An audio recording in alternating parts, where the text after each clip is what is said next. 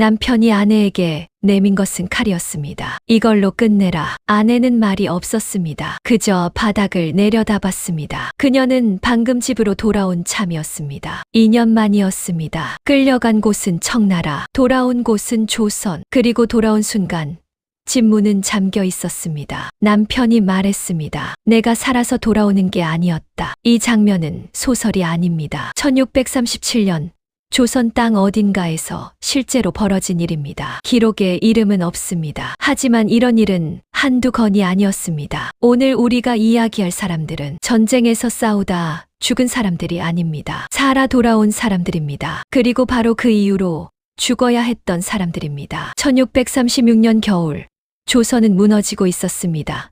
1636년 12월 9일, 청나라 황제 홍타이지는 직접 말에 올랐습니다. 12만 8천 명 기병이 선두였습니다. 압록강을 건너는 데 걸린 시간 단 하루. 조선은 그 사실조차 몰랐습니다. 국경의 봉화는 올라갔지만 한양까지 닿는데 사흘이 걸렸습니다. 그 사흘 사이 청나라 선봉대는 이미 개성을 지나고 있었습니다. 왕인조는 강화도로 피란하려 했습니다. 그런데 길이 막혔습니다. 청나라 기병이 이미 앞질러 가 있었습니다. 남은 선택지는 하나였습니다. 남한산성. 인조는 달렸습니다. 신하들과 함께, 세자와 함께. 하지만 백성들은 두고 갔습니다. 그 백성들이 그대로 전쟁터가 됐습니다. 여인들은 피할 곳이 없었습니다. 도망칠 말도 없었고 숨을 성곽도 없었습니다. 청나라 군사들이 마을을 쓸고 지나갈 때 그녀들은 그 자리에 있었습니다. 그녀의 이름을 우리는 모릅니다. 기록에 남은 것은 신분뿐입니다. 양인 량년, 평민 여성, 나이는 22. 남편은 지방관아의 말단 설이었습니다. 아이가 하나 있었습니다. 3살짜리 아들. 조선의 여인으로 태어난다는 것은 태어나는 순간부터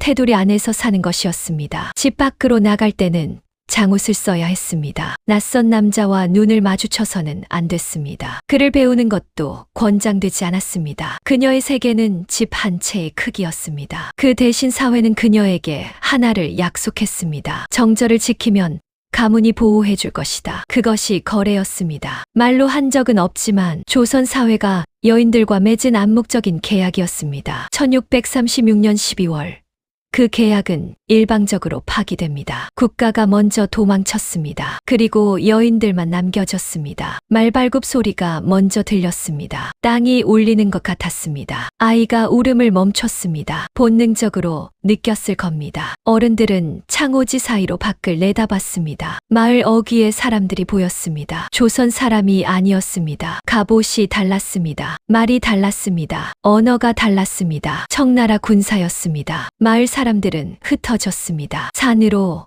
논으로, 창고 안으로. 하지만 그것으로 막을 수 있는 것이 아니었습니다. 그녀는 아들을 가슴에 안았습니다. 이불 속에 숨겼습니다. 그리고 문 앞에 섰습니다. 문이 열렸습니다. 그녀는 끌려갔습니다. 아이는 이웃집 여인이 안고 있었습니다. 그게 마지막 장면이었습니다. 아들의 얼굴, 우는 얼굴. 그게 마지막으로 본 조선이었습니다. 그들은 포승줄에 묶인 채 북쪽으로 걸었습니다. 행렬이 길었습니다. 눈 덮인 길 위로 여인들이 줄지어 걸었습니다. 10이 되고 20이 되고 100이 되었습니다. 한양에서만이 아니었습니다. 경기도, 충청도, 황해도, 조선 팔도에서 끌려온 여인들이었습니다. 포승줄이 손목을 묶었습니다. 맨발인 사람도 있었습니다. 쓰러지면 끌려갔습니다. 울면 채찍이 날아왔습니다. 그 행렬 안에서 그녀는 생각했을 겁니다. 버텨야 한다. 살아야 아이를 다시 본다. 그것이 그녀가 기댈 수 있는 전부였습니다. 얼마나 걸었는지 모릅니다. 기록은 없습니다. 다만 조선에서 심양까지 겨울산을 넘고 강을 건너 도보로 가면 2달 가까이 걸린다고 합니다. 그 길을 그녀는 걸었습니다. 살기 위해서, 돌아오기 위해서. 그런데 그 살아 돌아오는 것이 죽음보다 더 잔인한 결말을 가져올 줄은 그때는 몰랐습니다.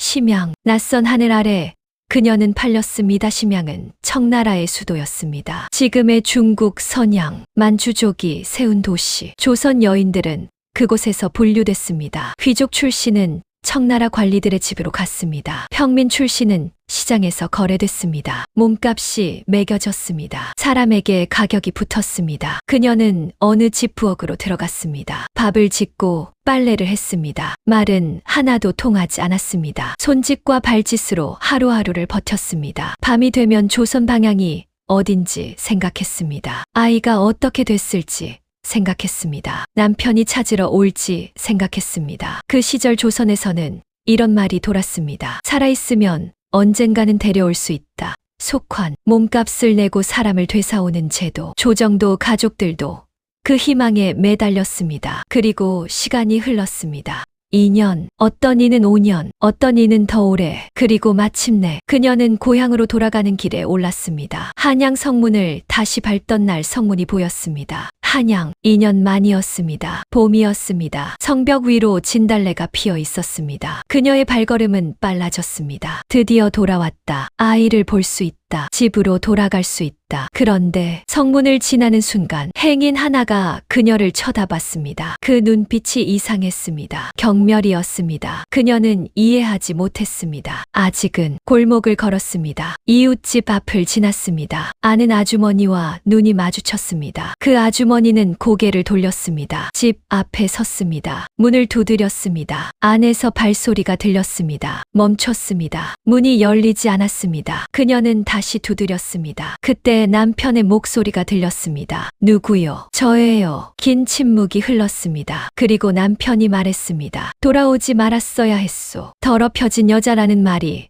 어떻게 생겨났는가?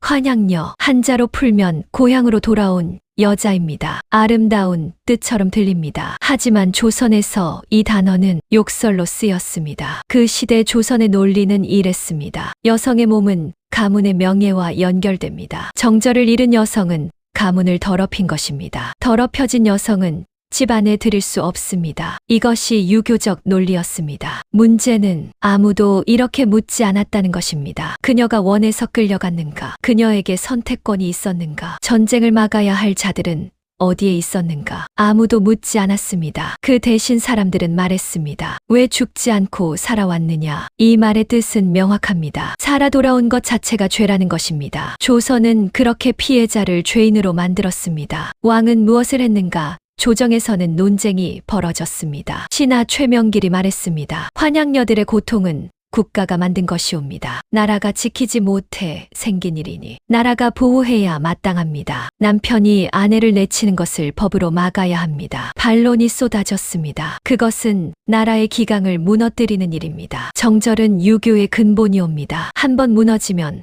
사회 질서 전체가 흔들립니다. 최명길은 다시 말했습니다. 그렇다면 전쟁을 막지 못한 죄는 누가 지는 것이옵니까? 침묵이 흘렀습니다. 왕인조는 입을 열지 않았습니다. 결국 조정은 어중간한 결론을 냈습니다. 이혼을 허용하되 강요하지는 않는다. 재혼을 한다. 국가는 개입하지 않는다. 사실상 방치였습니다. 여인들은 버려졌습니다. 나라에 의해 두 번째로 진짜 이야기는 지금부터입니다. 그녀는 결국 집으로 들어가지 못했습니다. 남편은 이혼을 요구했습니다. 아버지는 만나주지 않았습니다. 아들은 이웃집에 맡겨진 채로 자라고 있었습니다. 그녀는 한양 외곽의 어느 초막에서 살았습니다. 빨래품을 팔았습니다. 그것으로 먹었습니다. 그리고 강가에 자주 나갔습니다. 아무도 없는 곳, 거기서만 울 수 있었으니까. 이 이야기는 한 명의 이야기가 아닙니다. 조선왕조실록은 말합니다. 병자호란 당시 청나라로 끌려간 조선인은 최소 50만, 많게는 60만 명으로 추산된다고. 그중 상당수가 여성이었습니다. 그중 일부가 돌아왔습니다. 그 돌아온 이들이 마주한 것이 오늘 우리가 이야기할 주제입니다. 살아 돌아온 죄, 환양녀, 조선이 만든 두 번째 형벌. 다음 장에서는 그녀들이 청나라에서 어떻게 살아남았는지 그 2년의 시간을 따라가겠습니다. 끝까지 함께 해주십시오. 이 이야기는 아직 끝나지 않았습니다. 심양에 도착한 날 그녀는 하늘을 올려다봤습니다. 심양에 도착한 날, 하늘은 조선과 같은 하늘이었습니다. 그것만이 같았습니다. 지붕이 달랐습니다. 글자가 달랐습니다. 사람들의 얼굴이 달랐습니다. 공기 냄새가 달랐습니다. 여인들은 성 안으로 끌려 들어갔습니다. 물이 지어 걸었습니다. 서로 손을 잡았습니다. 언어도 통하지 않는 사람들끼리 손을 잡는 것만으로 버텼습니다. 그녀는 22이었습니다. 이름은 없습니다. 기록에 남지 않았으니까요. 그저 평민 여성, 양인, 그것이 그녀의 전부였습니다. 심양에서 조선 여인들은 분류됐습니다. 귀족 출신은 청나라 고관들의 집으로, 왕족은 황궁 근처 별채로, 평민 여성은 시장으로, 시장이라고 했습니다. 사람을 사고 파는 시장. 그녀는 어느 만주족 관리의 집, 부엌으로 배정됐습니다. 밥을 짓고 장작을 패고 빨래를 했습니다. 주인의 말을 알아들을 수 없었습니다. 표정을 읽었습니다. 손짓을 따랐습니다. 틀리면 맞았습니다. 그렇게 첫 달이 지났습니다. 밤마다 같은 꿈을 꿨습니다. 아들이 웁니다. 3살짜리 아들. 손을 뻗으면 잡힐 것 같은데 잡히지 않습니다. 깨어나면 낯선 천장이 보입니다. 심양의 밤하늘에 별이 떠 있습니다. 조선에서 보던 별과 같은 별입니다. 그것이 위로가 됐습니다. 이상하게도 낮에는 울지 않았습니다. 울 시간이 없었습니다. 일이 쉬지 않고 이어졌으니까요. 같이 끌려온 여인 중에 경상도 출신이 있었습니다. 이름은 순이라고 불렀습니다. 나이는 19. 결혼한 지 3달 만에 끌려왔습니다. 순이가 어느 날 밤 말했습니다. 언니, 우리 돌아갈 수 있을까요? 그녀는 잠시 생각했습니다. 살아있으면 돼. 살아있으면 방법이 생겨. 그 말이 맞는지 틀린지는 그때는 몰랐습니다. 하지만 그렇게 믿기로 했습니다. 그 믿음이 없으면 다음 날 아침 눈을 뜰 수 없을 것 같았으니까요. 어느 날 아침, 순이가 없었습니다. 자리에 이불이 그대로 있었습니다. 신발이 한 짝 남아 있었습니다. 그것뿐이었습니다. 그녀는 아는 척하는 만주족 하인에게 물었습니다. 손짓으로, 표정으로. 저 아이 어디 갔냐고. 하인은 고개를 돌렸습니다. 나중에 알았습니다. 순이는 팔렸습니다. 저 북쪽의 어느 집으로. 이유는 없었습니다. 주인이 결정하면 그만이었습니다. 그녀는 그날 밤 처음으로 울었습니다. 소리를 내지 않고 울었습니다. 이불을 입에 물고 두려웠습니다. 자신도 언제 팔릴지 모른다는 것, 더 먼 곳으로 사라지며 조선으로 돌아가는 길이 영영 끊긴다는 것. 그 순간 그녀는 결심했습니다. 살아남아야 한다. 이 집에 붙어 있어야 한다. 쓸모 있는 사람이 돼야 한다. 그래야 팔리지 않는다. 그래야 돌아갈 수 있다. 그때부터 그녀는 더 열심히 일했습니다. 밥을 더 잘 지었습니다. 빨래를 더 깨끗이 했습니다. 주인의 아이를 돌봤습니다. 생존이 곧 전략이었습니다. 6개월이 지났습니다. 소문이 돌았습니다. 조선 조정이 협상을 시작했다고. 끌려온 사람들을 돈으로 사올 수 있다고. 속환, 몸값을 내고 사람을 되사는 제도. 부엌에서 일하던 조선 여인들이 귓속말을 나눴습니다. 진짜래. 가족들이 돈을 모으면 된대. 얼마래. 사람마다 달라. 평민은 은 25냥이라는 말도 있고 100냥이 넘는다는 말도 있고 은 25냥. 당시 조선 평민이 몇 년은 모아야 할 돈이었습니다. 그녀는 계산했습니다. 남편의 월급, 집에 남겨진 재산, 친정 부모가 가진 것 합쳐도 모자랄 것 같았습니다. 하지만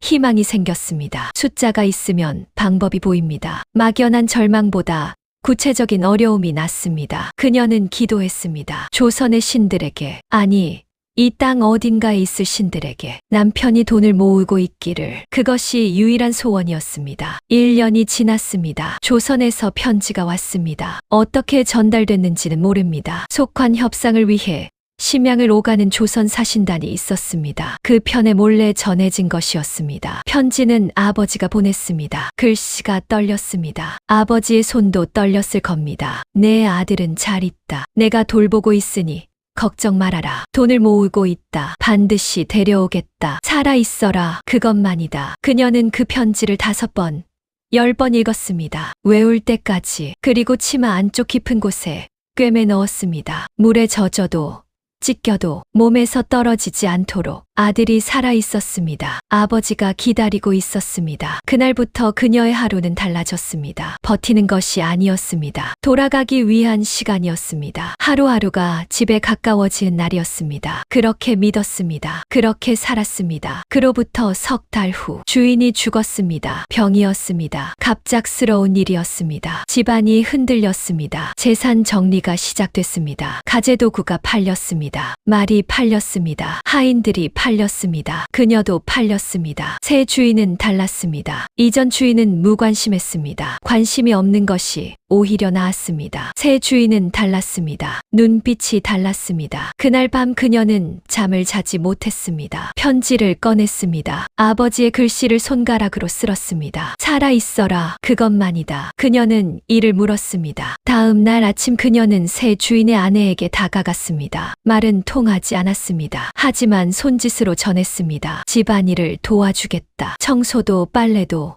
요리도 아이도 뭐든 하겠다. 아내는 잠시 보다가 고개를 끄덕였습니다. 그것으로 버텼습니다. 그 고개 끄덕임 하나로 또 하루를, 또 한 달을, 생존은 때로 이렇게 작은 것에 달립니다. 1638년 봄, 소문이 다시 돌았습니다. 이번에는 진짜였습니다. 조선 조정에서 속환사 슈하이씨를 보냈습니다. 공식 사절단, 돈을 가지고 심양까지 온 것입니다. 여인들 사이에 술렁임이 일었습니다. 우리도 데려가 주는 거래. 가족이 돈을 냈으면 된대. 돈이 없으면? 그럼 말이 끊겼습니다. 그녀는 아버지의 편지를 떠올렸습니다. 돈을 모으고 있다고 했습니다. 반드시 데려오겠다고 했습니다. 그러면 됩니다. 아버지는 약속을 지키는 사람이었습니다. 속환사가 머무는 동안 심양은 묘하게 들떴습니다. 조선말이 들렸습니다. 조선 음식 냄새가 났습니다. 그녀는 대문 밖을 내다봤습니다. 먼 곳에 조선 관리의 가시 보였습니다. 그 순간 눈물이 났습니다. 참으려 했지만 참아지지 않았습니다. 저 사람들이 나를 데리러 온 것은 아닙니다. 하지만 같은 하늘 아래 같은 말을 쓰는 사람들, 그것만으로도 무너졌습니다. 속환의 실제 모습은 냉혹했습니다. 조선 사절단이 가져온 은인, 청나라 관리들이 흥정을 했습니다. 신분에 따라 값이 달랐습니다. 왕족이나 고관의 가족은 수천 냥, 평민은 수십 냥에서 수백 냥. 문제는 그 기준이 일정하지 않았다는 것입니다. 청나라 주인이 풀어주기 싫으면 값을 한없이 올렸습니다. 조선 사절단은 예산이 정해져 있었습니다. 흥정이 결렬되면 그 여인은 남겨졌습니다. 기록에 남은 실제 사례가 있습니다. 남편이 목숨처럼 모은 은 50냥을 들고 심양까지 왔습니다. 주인이 요구한 금액은 200냥이었습니다. 남편은 무릎을 꿇었습니다. 빌었습니다. 주인은 고개를 저었습니다. 남편은 빈손으로 돌아갔습니다. 그 아내는 이후의 기록이 없습니다. 그 이야기를 전해 들은 날 밤, 그녀는 아버지의 편지를 다시 꺼냈습니다. 반드시 데려오겠다. 아버지, 제발 충분한 돈을 모아오세요. 그것이 그 밤의 기도였습니다. 그로부터 넉 달 후, 부엌에서 일하고 있었습니다. 하인 하나가 왔습니다. 손짓으로 마당으로 나오라 했습니다. 마당에 낯선 남자가 서 있었습니다. 아버지였습니다. 2년 만이었습니다. 아버지는 늙어 있었습니다. 어깨가 굽었습니다. 머리가 하얗게 샜습니다. 신발이 낡아 있었습니다. 심양까지 걸어온 것이었습니다. 손에 천주머니가 들려 있었습니다. 은이었습니다. 아버지가 2년간 모은 것이었습니다. 두 사람은 한동안 말을 하지 못했습니다. 아버지가 먼저 입을 열었습니다. 살아 있었구나. 그 한마디에 모든 것이 들어 있었습니다. 살아 있었구나. 살아 있어서 다행이다. 살아 있어 줘서 고맙다. 그녀는 무릎이 꺾였습니다. 2년 동안 흘리지 못한 눈물이 한꺼번에 쏟아졌습니다. 협상은 그날로 마무리됐습니다. 주인의 아내가 의외로 쉽게 풀어줬습니다. 일 잘했다고, 고생했다고 사람이 사람에게 하는 말이었습니다. 그 말 한마디가 이상하게도 오래 남았습니다. 조선으로 돌아가는 길, 봄이었습니다. 산에 진달래가 폈습니다. 강물이 녹았습니다. 아버지와 나란히 걸었습니다. 아버지가 말했습니다. 아들은 잘 있다. 많이 컸어. 이제 5살이야. 그 말에 발걸음이 빨라졌습니다. 이제 진짜 끝났습니다. 악몽이 끝났습니다. 집으로 돌아갑니다. 아들을 만납니다. 남편이 기다리고 있을 겁니다. 그녀는 그렇게 믿었습니다. 아버지는 말이 없었습니다. 한참 한참을 걷다가 작게 말했습니다. 한양이 많이 바뀌었다. 그게 무슨 뜻인지 그녀는 그때 알아듣지 못했습니다. 이상하게도 아버지의 눈이 흔들렸습니다. 하지만 봄 햇살이 따뜻했고 조선 땅이 발 아래 가까워지고 있었고 아들의 얼굴이 눈앞에 어른거렸습니다. 그녀는 그것으로 충분했습니다. 아직 몰랐습니다. 집 문이 잠겨 있을 줄은, 남편의 눈빛이 달라져 있을 줄은, 살아 돌아온 것이 죄가 될 줄은. 그녀가 진짜 전쟁과 마주하는 순간 청나라가 아닌 조선에서 한양에 도착했습니다. 봄이었습니다. 거리에 사람들이 많았습니다. 그 사람들 사이를 걸었습니다. 아무도 반기지 않았습니다. 당연했습니다. 모르는 사람들이니까요. 하지만 이웃은 달랐습니다. 같은 골목에서 10년을 살았던 아주머니. 그녀와 눈이 마주쳤습니다. 아주머니는 고개를 돌렸습니다. 못 본 척했습니다. 그녀는 그것이 무슨 의미인지 아직 정확히 몰랐습니다. 집 문 앞에 섰습니다. 두드렸습니다. 안에서 발소리가 들렸습니다. 멈췄습니다. 누구요? 목소리가 들렸습니다.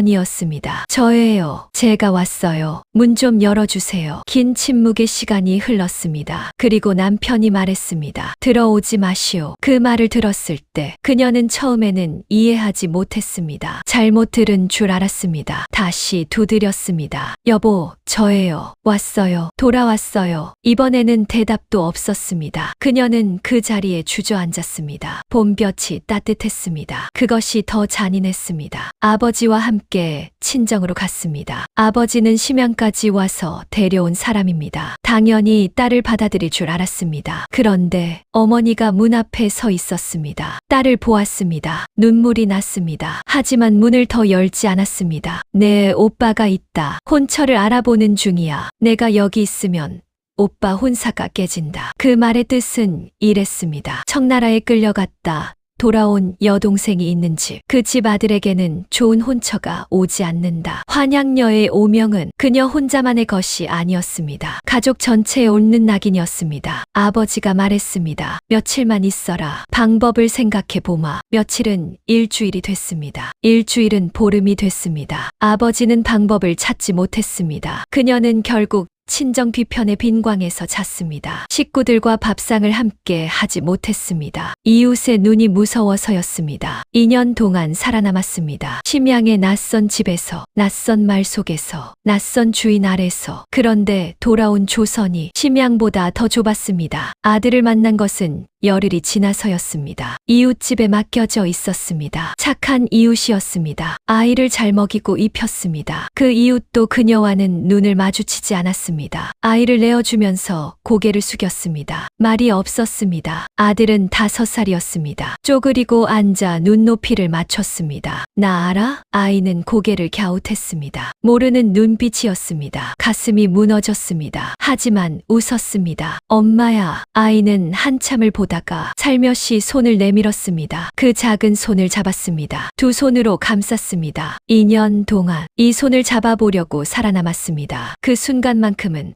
세상이 없었습니다. 낙인도 남편도 이웃의 시선도 오직 이 손 하나였습니다. 그런데 이웃집 여인이 말했습니다. 목소리를 낮춰서 아이를 데려가시려면 남편 어른 허락을 받아야 합니다. 아이는 남편 쪽 아이니까요. 그 말이 벽처럼 섰습니다. 아이는 그녀 것이 아니었습니다. 조선의 법에서 아이는 아버지의 것이었습니다. 손을 놓아야 했습니다. 남편을 만난 것은 보름째 되던 날이었습니다. 아버지가 중간에서 주선했습니다. 남의 집 사랑채를 빌렸습니다. 남편이 왔습니다. 처음에는 말이 없었습니다. 그녀가 먼저 말했습니다. 왔어요. 남편은 고개를 들지 않았습니다. 상 위에 종이 한 장이 있었습니다. 그녀는 그것이 무엇인지 알아봤습니다. 이혼장이었습니다. 글씨가 이미 적혀 있었습니다. 이걸 내가 써야 하는 거예요. 남편이 처음으로 눈을 들었습니다. 당신은 이름만 쓰면 됩니다. 목소리가 떨렸습니다. 남편도 쉽지 않다는 것을 알았습니다. 하지만 그게 위로가 되지는 않았습니다. 아이는요, 내가 키웁니다. 내가 살아 돌아왔어요. 2년 동안 버텼어요. 잘못한 게 없어요. 내가 왜 이름을 써야 합니까? 남편의 목소리가 낮아졌습니다. 당신은 알아요? 내가 이 동네에서 어떻게 살았는지. 당신이 끌려간 뒤로 사람들이 나를 어떻게 봤는지, 처가 청나라에 끌려간 남자라고, 그 처가 살아 돌아왔다고, 내가 어떻게 살아야 합니까? 그 말이 가슴에 박혔습니다. 그녀는 종이를 받습니다. 붓을 받습니다. 그리고 종이를 밀어냈습니다. 못 씁니다. 남편은 한참 있다가 일어섰습니다. 아무 말 없이 나갔습니다. 하지만 그것으로 끝이 아니었습니다. 조선에서 이혼은 남편이 일방적으로 할 수 있었습니다. 아내의 동의가 필요하지 않았습니다. 칠거지야 그 중 하나만 해당되면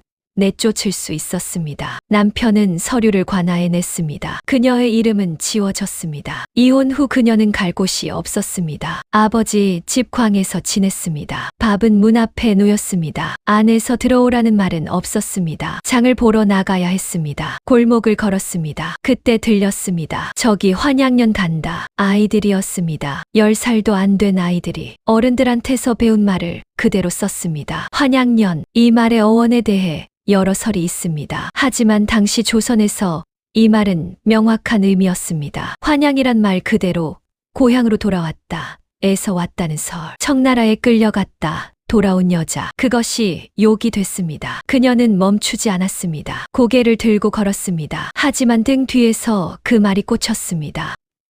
몇 번이고 시장에서 물건을 사려 했습니다. 상인이 말했습니다. 다른 데 가시오. 이유를 묻지 않았습니다. 이유는 알고 있었으니까요. 그녀가 물건을 만지면 다른 손님들이 그 물건을 안 산다고 했습니다. 더럽혀졌다고. 오염이었습니다. 그녀는 사람이 아니라 오염원으로 취급됐습니다. 그날 집에 돌아와 광문을 닫고 바닥에 앉았습니다. 울지 않았습니다. 이유는 알고 있었으니까요. 한 달이 지났습니다. 오빠가 왔습니다. 광문을 두드렸습니다. 들어와서 앉았습니다. 한참 말이 없었습니다. 그녀는 기다렸습니다. 이미 알고 있었습니다. 무슨 말이 나올지. 오빠가 말했습니다. 혼사길이 막혔다. 네 번째 혼담이었습니다. 상대 쪽에서 거절했습니다. 이유를 단도직입으로 말했다고 했습니다. 누이가 환양여인 집에는 사위를 드릴 수 없다. 오빠는 무릎 위에 손을 내려다봤습니다. 나가줘야겠다. 나도 살아야 하니까. 그 말이 칼보다 날카로웠습니다. 나도 살아야 한다. 그녀도 살아야 한다고 생각했습니다. 2년 동안 그 말로 버텼습니다. 그런데 지금 오빠가 그 말을 그녀에게 쓰고 있었습니다. 그녀는 고개를 끄덕였습니다. 언제까지요? 사흘 안에. 오빠는 일어섰습니다. 문 앞에서 잠시 멈췄습니다. 돌아보지 않았습니다. 미안하다. 그 말만 남기고 나갔습니다. 그녀는 광 안을 둘러봤습니다. 가진 것이 없었습니다. 치마 저고리 2벌, 아버지 편지, 그것뿐이었습니다. 사흘 뒤 그녀는 나갔습니다. 갈 곳을 정하지 못한 채 그 무렵 조선 조정에서는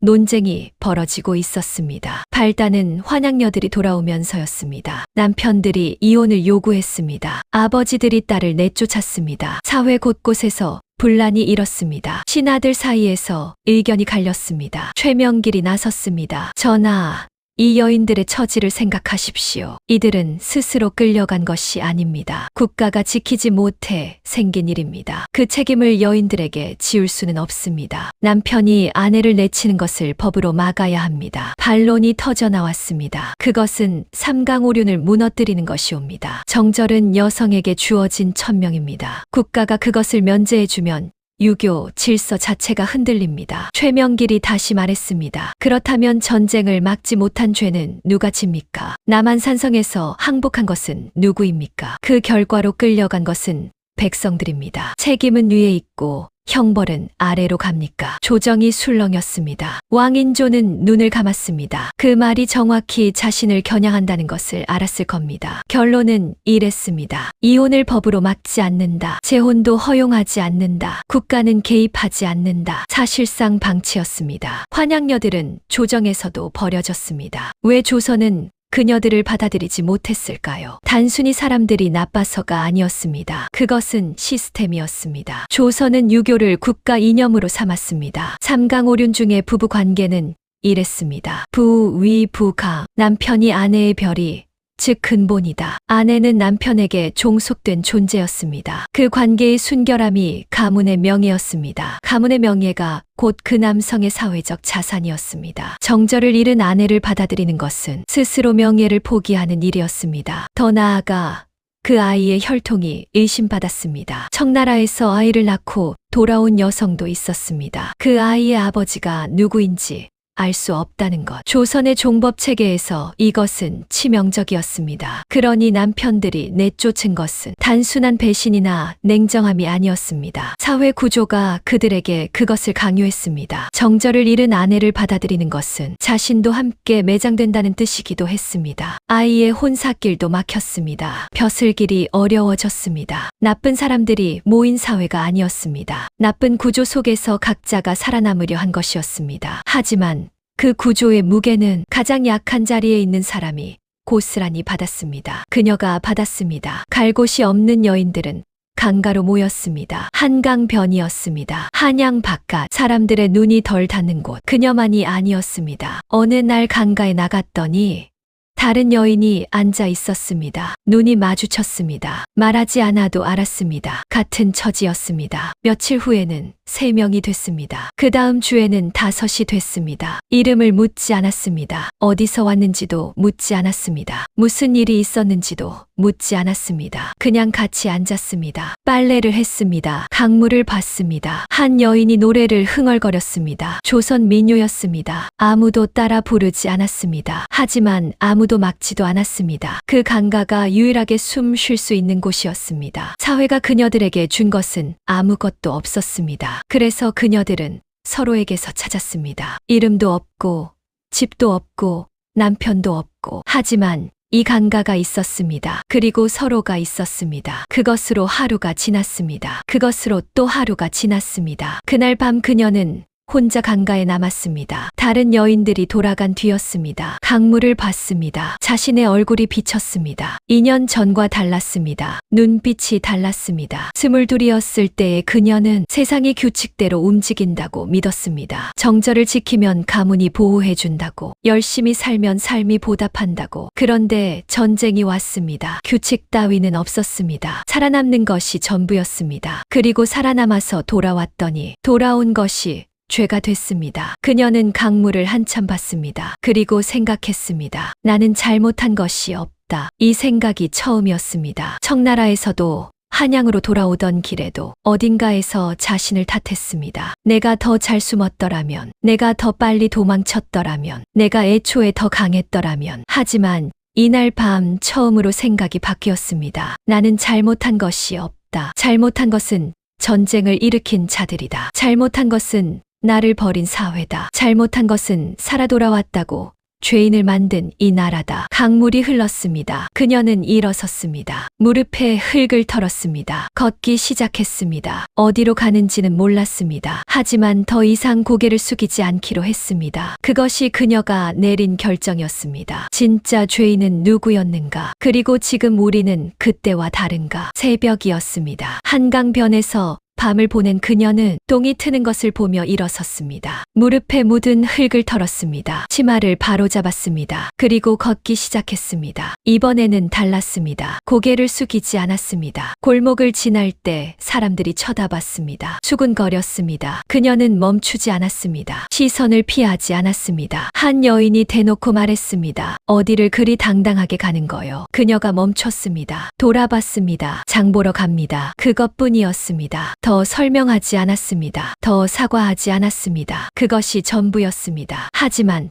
그 대답이 전날의 그녀와는 완전히 달랐습니다. 살아남은 사람에게는 살아남은 자격이 있습니다. 그녀는 그것을 처음으로 믿기 시작했습니다. 이제 묻겠습니다. 진짜 죄인은 누구였습니까? 첫 번째 피고석에는 왕이 있습니다. 인조. 그는 1627년 정묘호란 때 이미 한 번 청나라에게 굴복했습니다. 그리고 9년 뒤 같은 일이 반복됐습니다. 1636년 청나라가 침략하기 직전 조선 조정에는 이미 경고가 있었습니다. 청나라의 군사력이 커졌다는 보고, 국경지대가 불안하다는 보고, 전쟁이 올 수 있다는 보고. 그런데 조정은 무엇을 했습니까? 논쟁을 했습니다. 명나라를 따를 것이냐, 청나라와 타협할 것이냐. 그 논쟁을 9년 내내 했습니다. 준비는 하지 않았습니다. 군사를 키우지 않았습니다. 성벽을 보강하지 않았습니다. 백성들에게 대피 계획을 알리지 않았습니다. 그리고 청나라가 쳐들어왔을 때 왕은 도망쳤습니다. 참전도에서 무릎을 꿇었습니다. 3번 절하고 9번 머리를 조아렸습니다. 그 굴욕은 기록됐습니다. 하지만 그 굴욕의 대가를 치른 것은 무릎을 꿇은 왕이 아니었습니다. 들판에 남겨진 백성들이었습니다. 끌려간 여인들이었습니다. 왕은 살았습니다. 그리고 살아 돌아온 여인들을 죄인으로 만든 사회를 그대로 두었습니다. 이것이 첫 번째 죄입니다. 두 번째 피고석에는 사회가 있습니다. 유교 이념 자체가 나쁜 것은 아니었습니다. 인, 의, 예, 지, 신. 이 가치들은 지금 보아도 틀리지 않습니다. 문제는 그것이 무기가 됐을 때입니다. 정절이라는 가치, 그것은 원래 상호적이어야 했습니다. 남편도 아내에게 정절을 지켜야 했습니다. 하지만 조선의 현실에서 이 기준은 오직 여성에게만 적용됐습니다. 남성은 첩을 둘 수 있었습니다. 남성은 기생집을 드나들 수 있었습니다. 남성은 재혼이 자유로웠습니다. 여성은 달랐습니다. 한 번 결혼하면 그 관계에 영원히 묶였습니다. 남편이 죽어도 재혼은 사실상 금지됐습니다. 수절이라는 이름으로. 그리고 전쟁이 왔을 때 이 불평등한 기준이 가장 잔인한 방식으로 드러났습니다. 사회는 물었습니다. 왜 죽지 않았느냐고. 그 말의 뜻은 이렇습니다. 죽는 것이 맞는 선택이었다. 살아서 돌아온 것은 잘못된 선택이다. 그러므로 살아 돌아온 너를 우리는 책임지지 않는다. 피해자를 죄인으로 만드는 이 논리, 그것은 이념이 아니었습니다. 이념을 가장한 책임 회피였습니다. 국가가 지키지 못한 것을, 사회가 용납하지 않은 것을 가장 약한 자리에 있는 개인에게 전가한 것입니다. 이것이 두 번째 죄입니다. 세 번째 피고석에는 평범한 사람들이 있습니다. 눈을 돌린 이웃, 고개를 숙인 친척, 그냥 지나친 행인. 이들은 직접 해를 끼치지 않았습니다. 손을 든 적도 없습니다. 욕을 퍼부은 것도 아닙니다. 그냥 침묵했습니다. 하지만 침묵도 선택입니다. 그 골목 어귀의 아주머니가 다가와 말했더라면 잘 돌아왔어요. 고생했어요. 그 말 한마디가 달랐을 겁니다. 그 시장 상인이 물건을 팔았더라면, 그 이웃이 방 한 칸을 내어줬더라면, 그 오빠가 세상보다 동생을 먼저 봤더라면 물론 쉽지 않았을 겁니다. 사회의 압력은 거셌습니다. 함께 매장될 수 있었습니다. 하지만 그 두려움이 행동하지 않은 이유가 될 수는 없습니다. 역사는 우리에게 묻습니다. 당신은 어느 쪽이었습니까? 눈을 돌린 쪽이었습니까? 아니면 한 걸음 다가선 쪽이었습니까? 침묵한 사람들도 그 역사의 일부입니다. 그 침묵이 쌓여서 그녀의 고립이 됐습니다. 그 침묵이 쌓여서 환양녀라는 낙인이 사회 전체의 것이 됐습니다. 이것이 세 번째 죄입니다. 어느 날 장터에서 일이 벌어졌습니다. 그녀가 물건을 고르고 있었습니다. 뒤에서 수군거림이 들렸습니다. 저게 환양년이래. 더러운 것들이 왜 시장에 나오는지. 얼굴도 두껍지. 그녀는 멈췄습니다. 내려놓았던 물건을 다시 집었습니다. 수군거리던 여인들이 굳었습니다. 그녀가 말했습니다. 저는 청나라에 끌려갔다.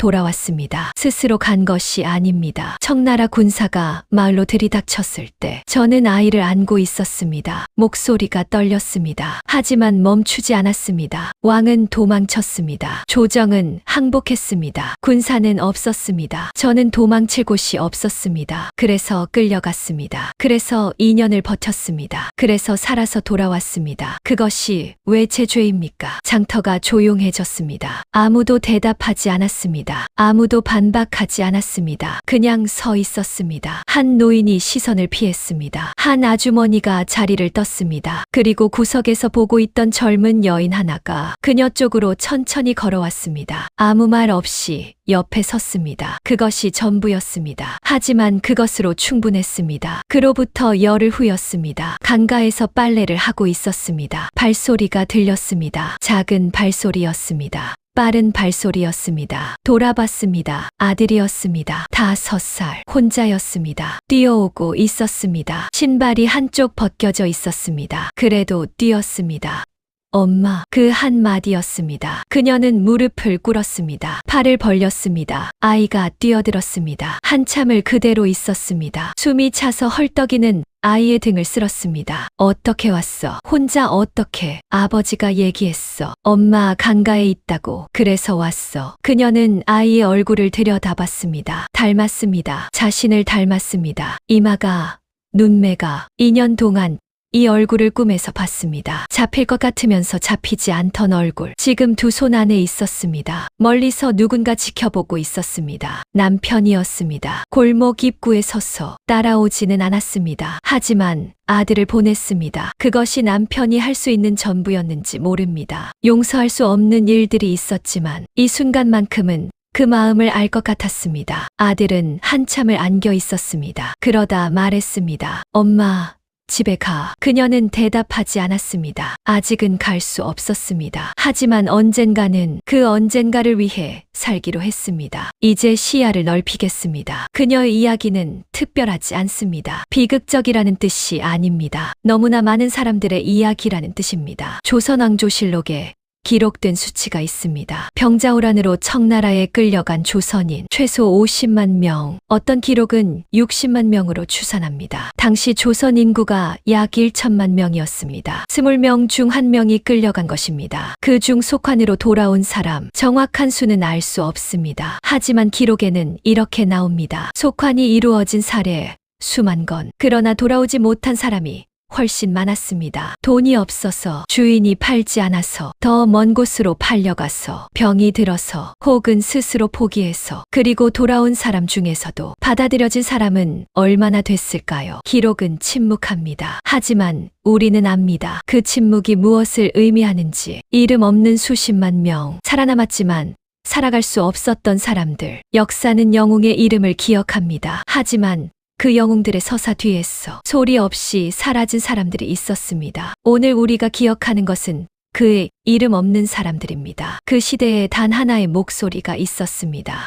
최명길. 그는 병자호란 당시 항복 문서를 쓴 사람입니다. 그 이후로 역사에서 오랫동안 비난받았습니다. 주화파, 즉 화친을 주장한 자라는 이름으로. 하지만 최명길은 이렇게 말했습니다. 나라가 살아야 백성이 삽니다. 명예로운 죽음보다 살아남은 백성이 더 중요합니다. 그리고 환양역 문제가 불거졌을 때, 조정이 침묵할 때 최명길은 상소를 올렸습니다. 직접 기록에 남은 그의 말입니다. 이 여인들이 돌아온 것은 정절을 벌인 것이 아닙니다. 나라가 지키지 못한 것입니다. 죄가 있다면 그 죄는 나라에 있습니다. 남편이 아내를 버리는 것을 국가가 막아야 합니다. 이 상소는 받아들여지지 않았습니다. 조정은 그의 말을 외면했습니다. 하지만 그 말은 남았습니다. 조선 왕조실록에 수백 년이 지난 지금 우리가 있는 기록에 최명길은 혼자였습니다. 하지만 틀리지 않았습니다. 역사에서 옳은 편은 항상 다수 편이 아닙니다. 때로는 혼자인 사람이 옳습니다. 그리고 그 혼자인 목소리가 수백 년 뒤 이 자리에서 들립니다. 지금 이 영상을 통해서 그녀가 이후 어떻게 살았는지는 모릅니다. 기록이 없습니다. 조선왕조실록에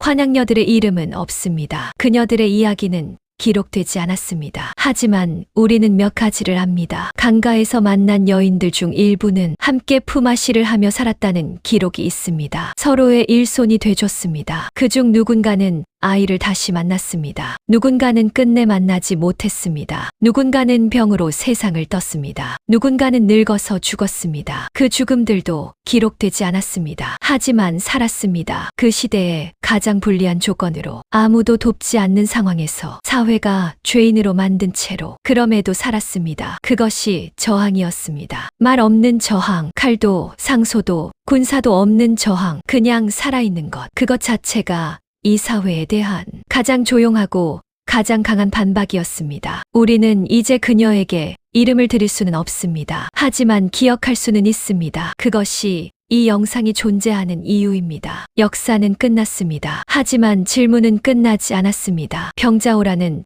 1636년에 일어났습니다. 환양녀들은 1637년부터 돌아오기 시작했습니다. 그로부터 거의 400년이 지났습니다. 그런데 오늘도 우리는 같은 질문 앞에 섭니다. 재난이 일어났을 때 가장 먼저 버려지는 사람은 누구입니까? 전쟁이 일어났을 때 가장 먼저 피해를 입는 사람은 누구입니까? 그리고 그 피해를 입은 사람이 돌아왔을 때 사회는 어떻게 대합니까? 400년 전 조선이 한 것을 지금 우리가 하지 않는다고 자신 있게 말할 수 있습니까? 피해자에게 이유를 묻고 생존자에게 왜 살아남았냐고 묻고 책임자는 살아남고 가장 약한 자가 대가를 치르는 구조. 이것이 그때만의 이야기라면 이 영상을 만들 필요가 없었을 겁니다. 지금도 어딘가에서 이름 없이 버려지고 있는 사람이 있습니다. 살아남았다는 이유로 죄인으로 불리는 사람이 있습니다. 역사를 공부하는 이유는 과거를 아는 것이 아닙니다. 지금을 바꾸기 위해서입니다. 마지막 막에서 우리는 묻겠습니다. 그렇다면 우리는 무엇을 할 수 있는가? 봄이 다시 왔습니다. 그녀는 강가에 있었습니다. 이번에는 혼자가 아니었습니다. 아들이 옆에 있었습니다. 7살이 됐습니다. 아이는 강물에 발을 담갔습니다. 차가워.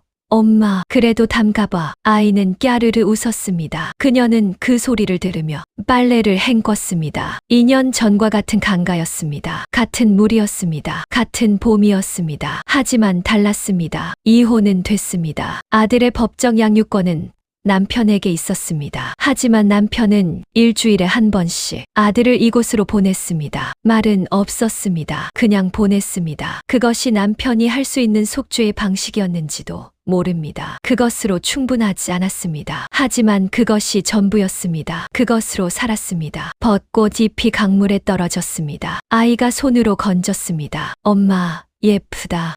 그래, 예뻤습니다. 그것이 처음으로 진심이었습니다. 그해 여름 강가에 새로운 얼굴이 나타났습니다. 20살쯤 되어 보이는 여인이었습니다. 옷이 낡았습니다. 눈이 빨랐습니다. 아무것도 같지 않은 눈빛이었습니다. 그녀는 알아봤습니다. 자신이 2년 전에 가졌던 눈빛이었습니다. 다가갔습니다. 어디서 왔어요? 여인이 고개를 들었습니다. 경계하는 눈빛이었습니다. 심양에서요. 나도요. 그 두 마디가 전부였습니다. 하지만 그것으로 됐습니다. 그녀는 손을 내밀었습니다. 여인은 한참 보다가 그 손을 잡았습니다. 그 순간 무언가가 이어졌습니다. 사슬이 아니었습니다. 실이었습니다. 아주 가느다란 실. 하지만 실은 끊어지지 않습니다. 나중에 이 여인도 강가 무리에 합류했습니다. 그 무리에서 셋이 함께 빨래품을 받았습니다. 돈을 모았습니다. 그중 한 명이 방 한 칸을 얻었습니다. 작은 것들이었습니다. 하지만 작은 것들이 모였어 살아갈 수 있는 공간이 됐습니다. 국가가 주지 않은 것을, 가족이 주지 않은 것을 그녀들 스스로 만들었습니다. 조선 왕조실록 방대한 기록입니다. 왕의 말이 적혀 있습니다. 신하들의 논쟁이 적혀 있습니다. 전쟁의 경과가 적혀 있습니다. 하지만 그녀의 이름은 없습니다. 단 한 줄도. 그것이 역사가 작동하는 방식이었습니다. 권력을 가진 자들이 기록을 남겼습니다. 기록을 남길 수 없는 자들은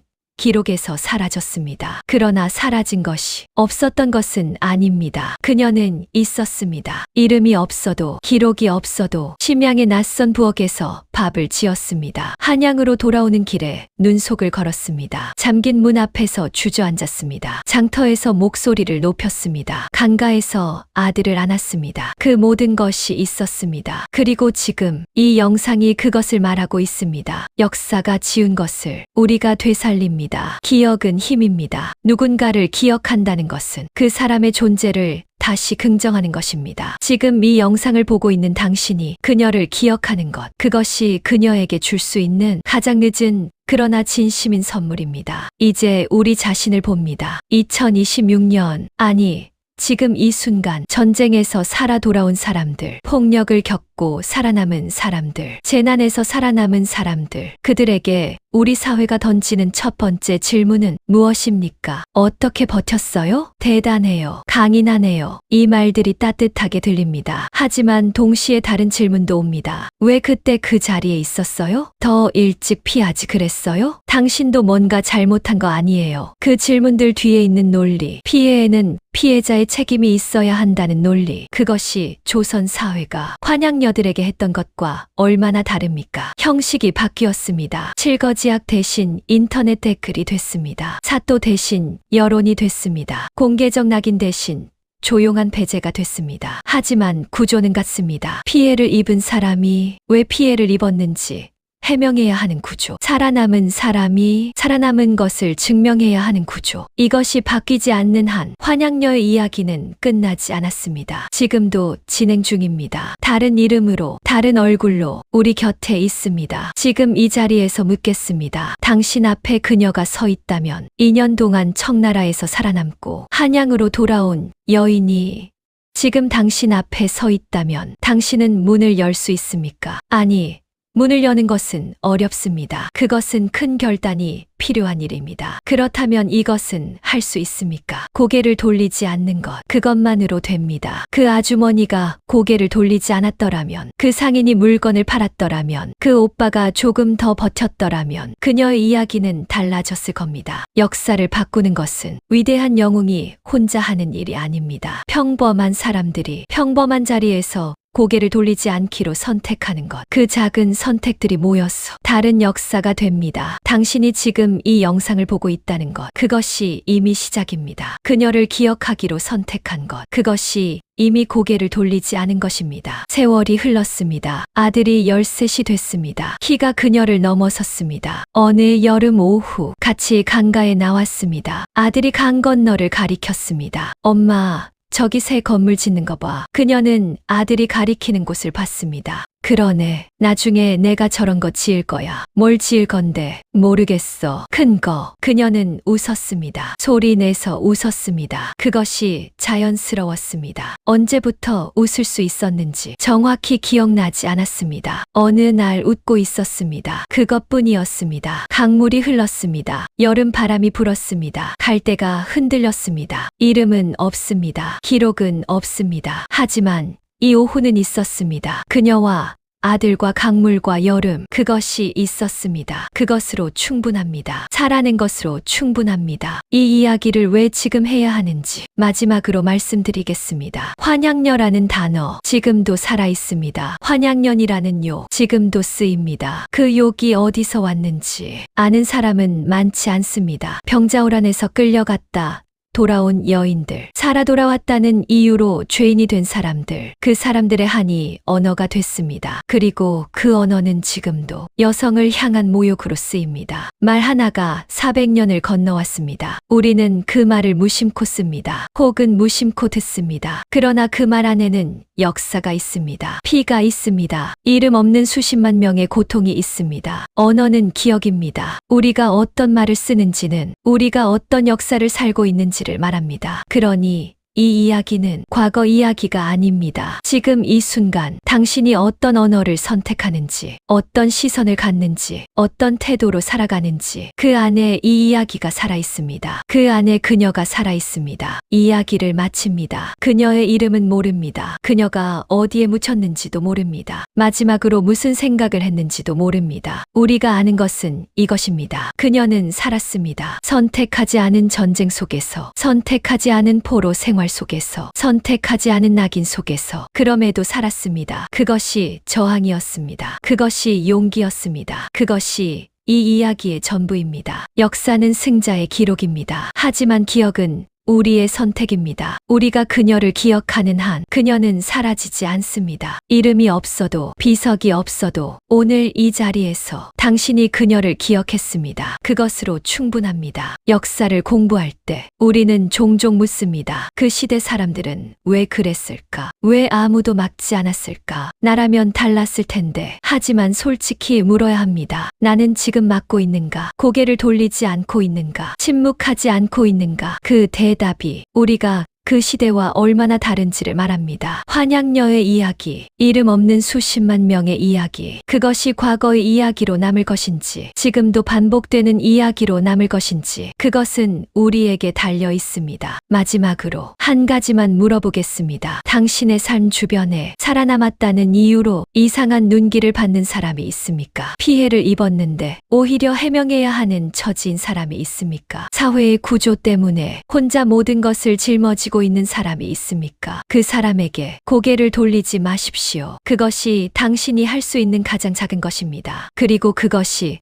그 사람에게는 가장 큰 것일 수 있습니다. 400년 전 그 강가에서 이름 없는 여인들이 서로의 옆에 앉았습니다. 말도 없이 그냥 옆에, 그것이 살게 했습니다. 당신도 누군가의 옆에 있어 주십시오. 그것이 이 영상이 드리는 마지막 부탁입니다. 오늘 함께 해주셔서 감사합니다. 살아 돌아온 그녀를 기억해 주셔서 감사합니다. 그녀가 당신 덕분에 오늘 다시 살았습니다. 댓글로 알려주세요. 당신이라면 그 골목 어귀에서 어떻게 했을 것 같습니까? 그리고 혹시 지금 당신 주변에 고개를 돌리지 말아야 할 사람이 있다면 그 이야기도 나눠주십시오. 우리가 함께 기억하는 한 역사는 반복되지 않습니다.